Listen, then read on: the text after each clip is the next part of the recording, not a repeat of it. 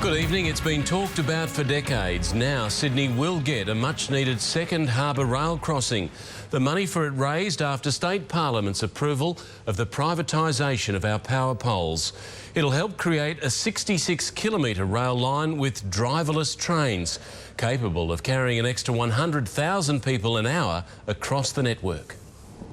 What better way to celebrate a political win than with a harbour cruise?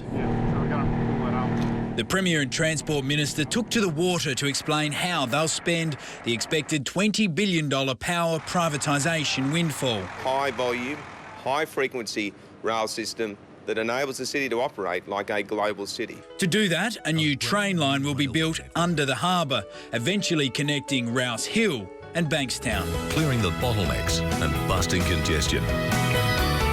People have spoken about this for 20 years. The reason it didn't progress is quite simple. The funding wasn't there.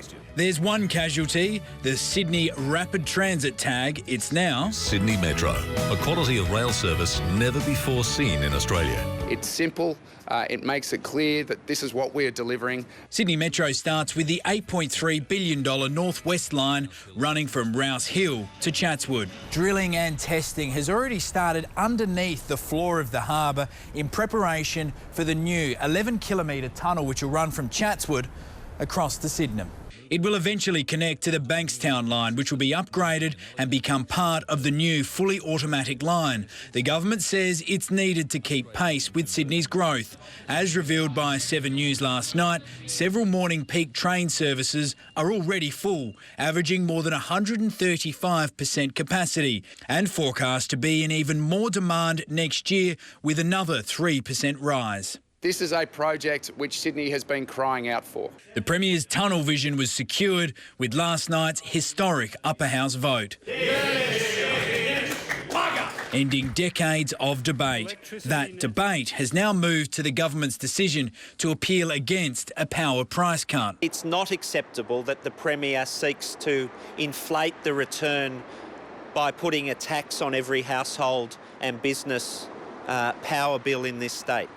Let's go live to Lee Jelisek at State Parliament now. Lee, it's been passed, work's underway, but who will our poles and wires be leased to? Well, that's the $20 billion question mark. The first asset to go on the market will be Transgrid.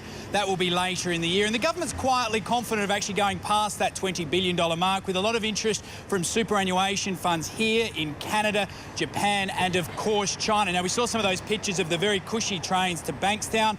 The message from the government is to be patient. That new metro won't be finished until 2024, Mark. OK, Lee Jelisek, thank you.